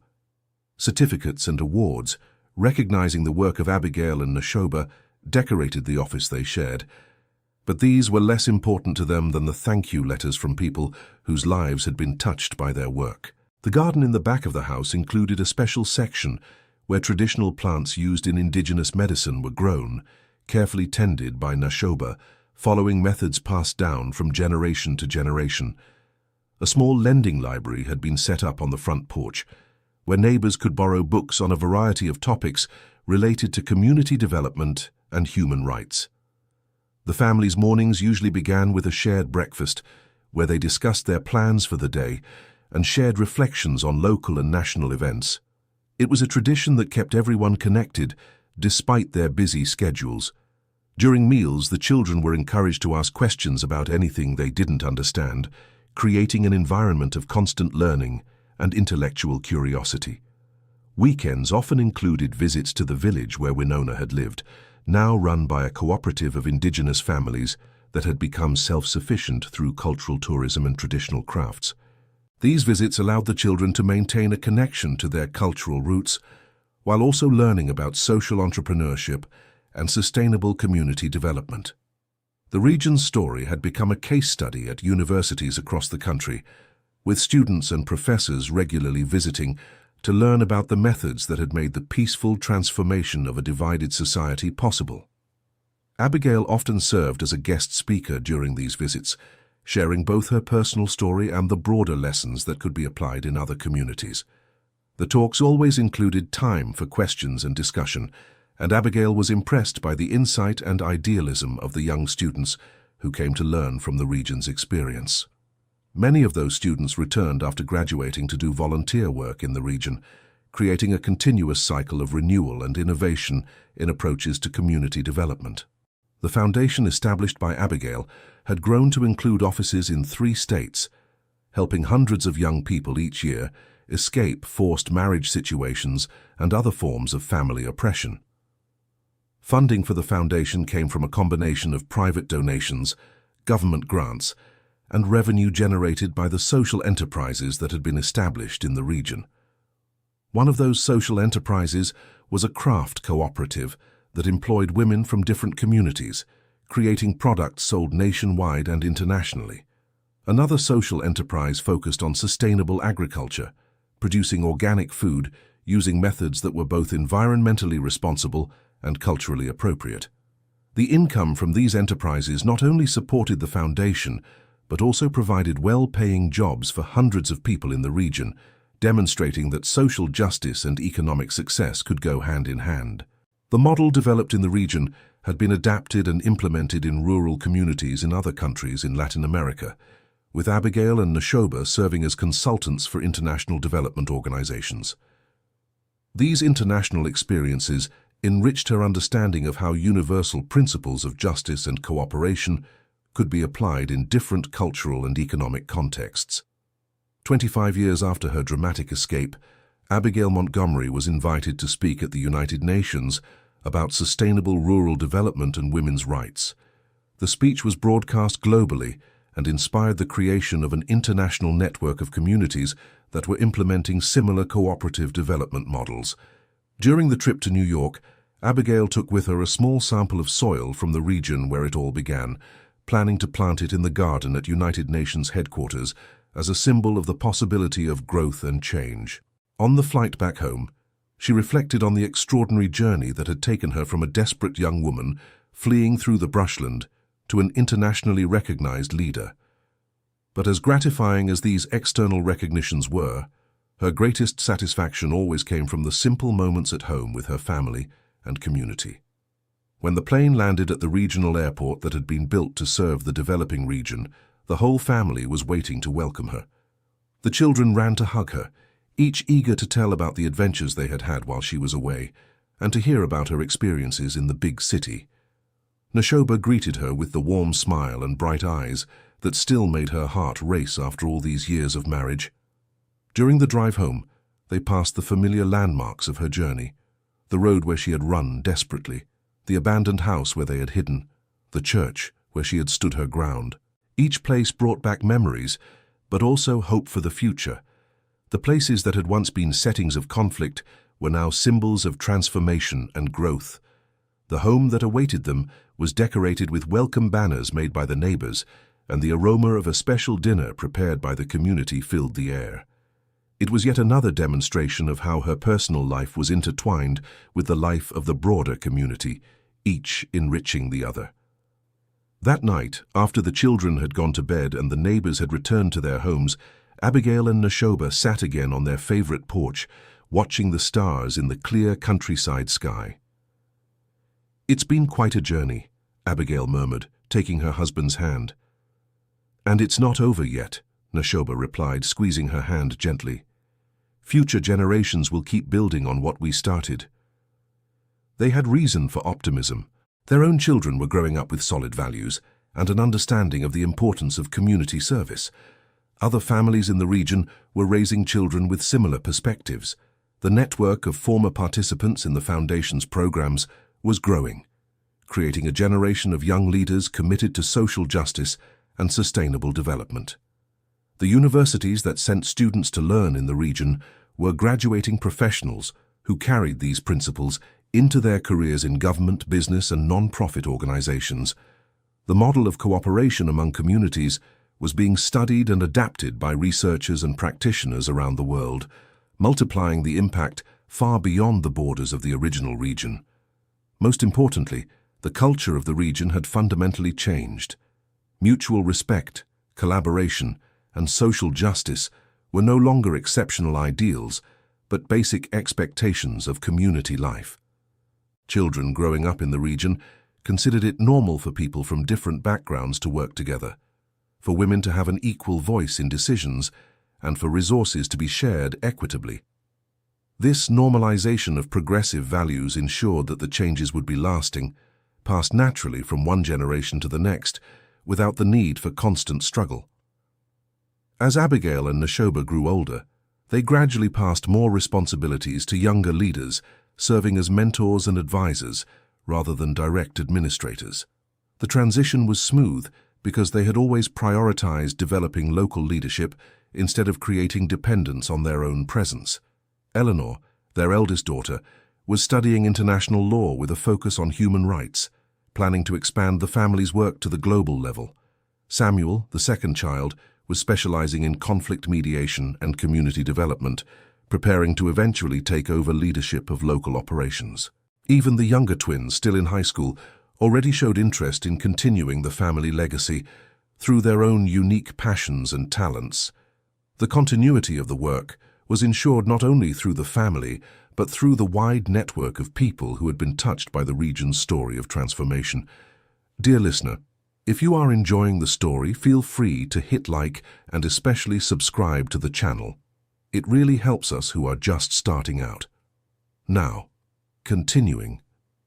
30 years after that fateful day when a young woman in a blue dress had run through the brushland, fleeing an imposed destiny, Abigail found herself back at the place where it all began. This time, however, she was not running. She was walking calmly with her grandchildren, showing them the places where their grandmother had made the courageous choices that shaped their lives. "This is where Grandma Abigail met Grandpa Nashoba for the first time," she explained to the little ones, pointing to the spot where he had appeared on horseback to rescue her. The children listened to the story with wide eyes, even though they had heard versions of it many times before. For them, it was hard to imagine a time when women could not choose whom to marry. "Grandma, how did you know Grandpa Nashoba was a good person?" asked Lily, the 8-year-old granddaughter. It was a sharp question that made Abigail smile. "I knew because he respected me from the very first moment," she explained. "He helped me without expecting anything in return, and he always treated me as an equal, not as property." The lessons she was sharing with her grandchildren were the same ones she had passed on to her own children: the importance of mutual respect, personal integrity, and the courage to stand up for what is right. Nashoba joined them after visiting the grave of his grandmother Winona, bringing fresh flowers he had picked from the garden she used to tend. At 70 years old, he still carried the quiet wisdom and gentle strength that had drawn Abigail decades earlier. His posture was still straight, his eyes still shining with intelligence and compassion. "What do you think Grandma Winona would say about how our region has changed?" he asked the grandchildren as he placed the flowers on the well-kept grave. "I think she would say we're on the right path, but there's still plenty of work to do," answered Wyatt, the 10-year-old grandson, showing the sharpness that seemed to run in the family. The boy's response showed that he had absorbed the lessons about the ongoing nature of social justice work. Real change was a process that never fully ended. After the visit to the cemetery, the family headed to the community center that had been built on the site of the old abandoned house where Abigail and Nashoba had hidden on that first day. The center now served as a focal point for many of the region's cultural and educational activities. It was a place where people of all ages came to learn, share, and collaborate. On that specific day, the town center was decorated for a special celebration, the 30th anniversary of the region's transformation, marking 3 decades since the meeting at the church that had changed everything. Hundreds of people from across the region had come for the celebration, including many who had been present at the original meeting and others whose lives had been touched by the events that followed. Arthur, now an 80-year-old gentleman, was present with his own extended family. He had become one of the region's official storytellers, sharing his memories with visitors and researchers. Bodie, now a respected lawyer and community leader, had brought his wife and children. His professional success had opened doors for many other young Indigenous people to pursue careers in law and politics. Nathan Montgomery, the cousin who had pursued Abigail Montgomery years before, was also present. His transformation from persecutor to mediator had become a powerful story about the possibility of redemption and personal change. Even Clara was there, accompanied by the children she had raised after leaving her abusive marriage. She had become one of the leading advocates for women's rights in the region. Father Thomas, now retired but still active in the community, offered a special blessing to mark the occasion, reflecting on how the church had served as a place of dialogue and reconciliation. During the celebration, a series of lectures and presentations reviewed the history of the last 30 years, documenting not only the successes but also the challenges and lessons learned. Students from local schools presented projects on the history of the region, demonstrating how the younger generations had absorbed and were building upon the legacy of their predecessors. A special documentary was shown, including interviews with key participants in the original events and expert analysis on the broader impact of the region's transformation. Local artists exhibited works inspired by the region's history, including paintings, sculptures, and textiles that captured different aspects of the collective journey. A community choir, including members from all the different communities in the region, sang traditional and contemporary songs that reflected the rich cultural diversity that had become a source of strength. The most moving part of the celebration was when young people from across the region gathered to make public promises about how they planned to continue the work of their families and communities. These promises ranged from commitments to study medicine, to serve underserved communities, to plans to become teachers, lawyers, artists, or social entrepreneurs.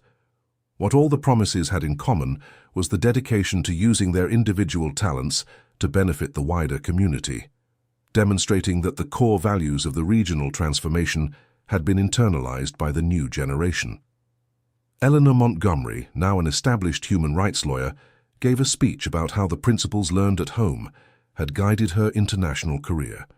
Samuel Montgomery, who had taken the lead on many of the local initiatives, spoke about plans for the next phase of the region's development, including new educational and environmental sustainability programs. The speeches were interspersed with cultural presentations that celebrated both preserved traditions and the innovations created during the transformation period. One especially powerful dance performance combined traditional indigenous movements with elements of African American and European dances, symbolizing the cultural harmony that had been achieved in the region. Musical groups played traditional instruments alongside modern instruments, creating unique fusions that reflected the creative synthesis that characterized contemporary regional culture. Food stalls offered dishes that combined ingredients and cooking techniques from different traditions, another manifestation of how diversity had become a source of creative wealth. Artisans demonstrated traditional weaving, pottery, and woodworking techniques, many of which had been preserved and revitalized through cultural preservation programs.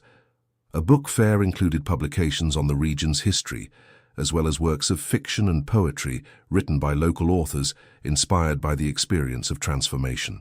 As the day progressed into night, lanterns were lit around the community center, creating a magical atmosphere that evoked ancient cultural traditions while celebrating modern achievements. The celebration culminated in a fireworks display that illuminated the night sky, visible for miles around and serving as a symbolic beacon of hope for other communities facing their own challenges. When the festivities finally ended and people began to disperse to their homes, Abigail and Nashoba found themselves alone again at the place where their journey had begun. They were surrounded by the remnants of the celebration, lanterns still glowing softly, empty chairs arranged in circles that had facilitated intimate conversations, and the lingering aroma of shared food and flowers. 30 years, Abigail murmured, hardly believing how much time had passed. 30 years of changes that began with the courage of a young woman to say no to what was wrong, Nashoba observed, putting his arm around her. They walked slowly through the grounds of the community center, passing gardens planted with native species, benches dedicated to community members who had contributed significantly to the transformation, and commemorative plaques marking important milestones in regional history. One such plaque marked the exact spot where the abandoned house had stood, with a simple inscription, "Here, courage met wisdom, and together they planted seeds of change that grew beyond all dreams." Another plaque honored Winona and other elders who had shared their wisdom and guidance during the crucial years of transformation. A special garden had been planted, with all the traditional medicinal plants that Winona had known, maintained by volunteers who had learned their uses and properties. A small outdoor library contained books on local history, community development, and human rights, available for anyone to use at any time. Informational panels told the story of the regional transformation in multiple languages, including Portuguese, the local indigenous language, and English for international visitors. As they walked, Abigail and Nashoba found many of the celebration participants still talking in small groups, reluctant to end such a special day. These conversations continued the discussions that had begun during the formal events, with people sharing their own memories and perspectives on the collective journey. Young people asked the elders questions about details of the history they wanted to understand better, Elders shared wisdom on overcoming challenges and maintaining commitment to important values. Families from different backgrounds planned future collaborations, continuing the pattern of cooperation that had become natural in the region. Representatives from other regions who had come to learn discussed how to adapt the lessons to their own communities, extending the impact far beyond local borders. When Abigail and Nashoba finally arrived back at the parking lot where their family was waiting for them, they found their children and grandchildren engaged in their own reflections on the day. The children were excited about everything they had seen and learned, making plans for their own future projects inspired by the stories they had heard. The grown children discussed ways to incorporate the lessons of the day into their ongoing work, always looking for ways to innovate while honoring traditions. The road home took them along the familiar routes that had seen so many changes over the years. Where there had once been only monoculture ranches, now there were diverse mosaics of sustainable agriculture, small businesses, and preserved wildlife spaces. The houses along the way reflected the region's growing prosperity, but also the values of simplicity and sustainability that had become central to the local cultural identity. Community gardens dotted the landscape, where neighbors collaborated in growing food and medicinal plants, strengthening both food security and social bonds. Small schools and health centers served communities that had previously had limited access to basic services, the result of decades of planned, participatory development. Signs along the road marked hiking trails that connected different communities, promoting both exercise and cross-cultural interaction. When they finally arrived home, the family gathered on the porch for one last reflection on the day, a tradition that had naturally developed over the years. Each person shared their favorite part of the celebration and one new thing they had learned. The perspectives ranged from practical observations about agricultural techniques to philosophical reflections on human nature. The children asked questions that demonstrated their growing understanding of the complexity of social issues and their determination to make positive differences in their own lives. The adults discussed plans for upcoming projects, always seeking ways to build on past successes while addressing new challenges. As the night wore on and the younger family members went to sleep, Abigail found herself once again alone with her thoughts on the porch that had become her favorite place for reflection. The view from the porch encompassed much of the region that had been transformed, but also stretched beyond to areas that still faced some of the same challenges her own community had overcome. It was a reminder that the work was far from finished, not only locally, but globally. Millions of people around the world still faced oppression, poverty, and a lack of opportunities to realize their potential. But the day's celebration had shown that real and lasting change was possible when brave people came together with determination and wisdom. The stories shared during the celebration had included not only successes, but also failures and lessons learned through hard experience. These honest lessons were perhaps more valuable than the successes because they offered practical guidance for other communities facing similar challenges. The careful documentation of the transformation journey had created a resource that could benefit future generations, both locally and anywhere people were struggling for justice and dignity. Universities and international organizations continued to study the model developed in the region, adapting its principles to very different contexts, but with often positive results. Most importantly, perhaps, the transformation had shown that change did not require violence or destruction of what came before, but could be achieved through dialogue, mutual understanding, and a shared commitment to core values. When Nashoba joined her on the porch, they stood in comfortable silence for several minutes, each processing the emotions and reflections of the extraordinary day. "What are you thinking about?" he finally asked. "I'm thinking about all the people who made this possible," Abigail answered. "Not just us, but hundreds of people who made thousands of small, brave choices over the years." It was true. The transformation hadn't been the result of a few dramatic decisions by charismatic leaders, but rather the persistent, dedicated work of ordinary people who had repeatedly chosen to do the right thing. Teachers who had devoted entire careers to educating children with values of inclusion and justice. Farmers who had adopted sustainable practices even when it was harder and more expensive. Artisans who had preserved important cultural traditions, mothers who had raised children to respect people of all backgrounds, fathers who had modeled integrity and compassion in their daily lives, young people who had chosen careers of service instead of just pursuing personal wealth, merchants who had conducted business ethically and fairly, religious leaders who had promoted tolerance and understanding, elected officials who had prioritized the common good over partisan interests. Each person had contributed through their own circumstances and abilities, creating a collective synergy that had made possible changes that would have been impossible for any individual to achieve alone.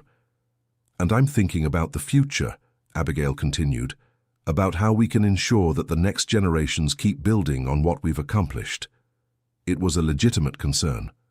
History was full of examples of societies that had achieved significant progress only to backslide when they faced new challenges or when leadership changed. But there were reasons for optimism. The values of cooperation and justice had become deeply rooted in the regional culture. Strong institutions had been established to preserve and promote these values.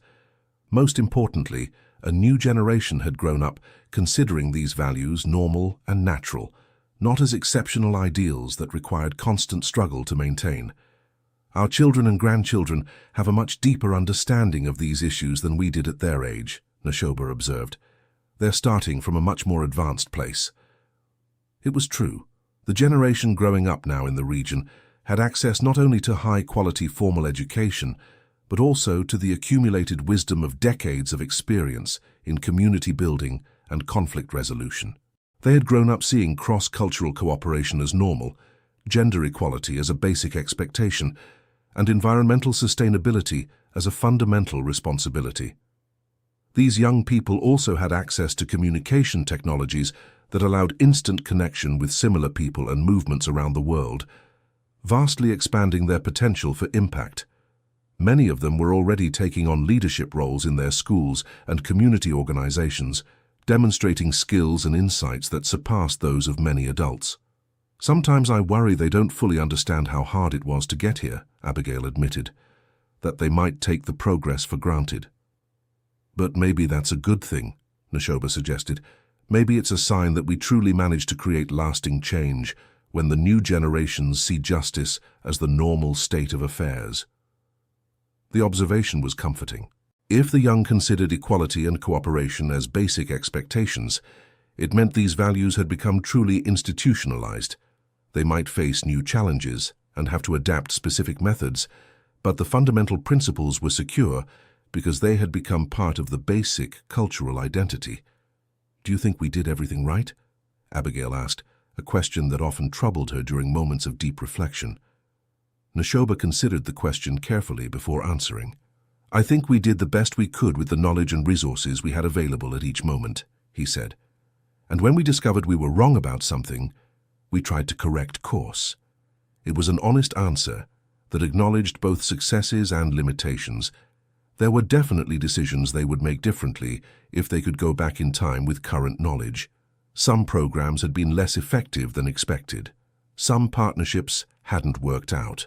Some conflicts had been resolved in ways that left some people unsatisfied, but the criterion for success wasn't perfection. It was genuine, lasting progress. And by that criterion, the transformation had been unquestionably successful. The region had gone from a society marked by inequality, conflict, and limited opportunities to a thriving community based on cooperation, justice, and sustainable development. More importantly, they had demonstrated that this kind of transformation was possible, providing a model that other communities could adapt to their own circumstances. "And you?" Neshoba asked. "Are you satisfied with the choices we made?" Abigail looked around the property she and Neshoba had built together, the house that reflected values of simplicity and sustainability, the garden that combined beauty and functionality, the view that spanned a transformed landscape. More importantly, she thought of the family they had raised together, children and grandchildren growing up with strong values and a commitment to justice, carrying forward a legacy that extended far beyond individual achievements. "I am," she answered with conviction. especially because I know that the choices we made will continue to have a positive impact long after we're no longer here. It was a perspective that brought deep peace and satisfaction. They had lived lives with purpose, contributing to something greater than themselves and leaving the world a little better than they found it. The stars shone clearly in the unpolluted sky of the interior, the same stars that had witnessed the entire journey of transformation, from that first night when a desperate young woman had found refuge with a welcoming community. The silence of the night was punctuated only by the natural sounds of the landscape.